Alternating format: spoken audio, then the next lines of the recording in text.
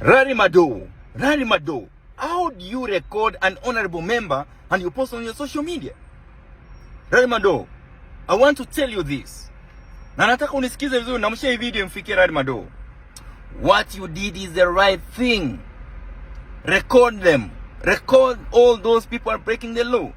Because as an honorable member, you have to do the right thing. Especially a member of parliament. You are the ones who make these laws. Then why do you break the laws? Why do we mislead?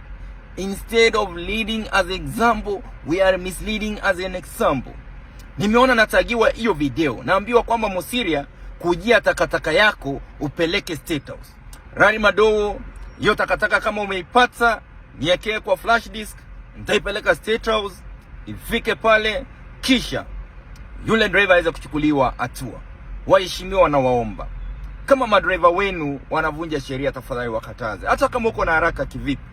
Kama ni emergency ambao ni mtu anaenda kufa, wacha bodyguard ashuka, ambie wale wengine wako mbele, tafadhali kwa mheshimiwa, akona mgonjwa ambaye anaenda kuchukua peleke hospitali hajapata ambulance, ama kuna mahali anakimbia mkutano, ama ameitwa mahali ambaye anaenda kurepresent watu, na hiyo kitu asipofika atapoteza msaada kwa wananchi wake. Hiyo inaeleweka. You know, hata ambulance, kuna ambulance zingine zinapitanga wrong side zikifanya mabaya, zingine hata hazina wagonjwa lakini itapiga hata wrong side zikifanya mabaya. Wengine hata ni wanaenda shughuli zao, ama amebeba mtu anataka kumpitisha tu jam. Na hizo pia naomba maafisa wa polisi waziangalie, wa trafiki, wakishe kwamba not only the waheshimiwa but there also other essential service providers ambao misuse such vehicles or such privileges. But again, nisimalize nikisema kwamba wacha sisi wote tufuate sheria.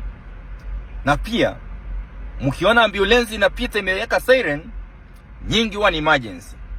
Kuna watu pia uzuia ambulance. Ukiona ambulance imeweka siren, hata kama kuna zile zinakuanga na wakora, watu ambao na misuse, please isonge tu. Unaweza pata inaenda kuchukua mtu ambaye anaenda kuaga.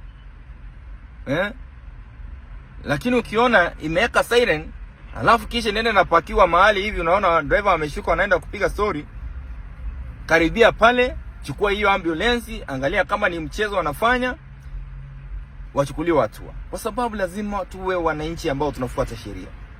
Lakini mheshimiwa, please apologize to the people of Kenya and let your driver take full responsibility.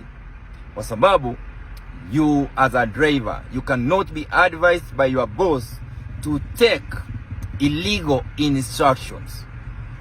You are the person to be held responsible. Pia wenye magari kwenye mabarabara, mkiona ambulance kama imeweka siren, please isonge. Most people lose lives ile 5 minutes 2 minutes umefungia hiyo ambulance. Wait until mtu wako akwe kwenye hiyo ambulance ndio ujue uchungu wa kufungiwa gari ukiwa kwenye barabara. Kwa hivyo ombi langu ni kwamba tuwe tu na heshima kidogo katika sheria za traffic. Tupatie wale askari easy time. Na wale wanasema ati askari wanaitisha ongo, officers are not corrupt. The corrupt people are the ones who give them that bribe. If you stop giving the bribe, these officers will not ask you. They arrest you, they process you end to end. Maisha itakuwa sawa. Hii mchezo yote kila mtu afuate sheria.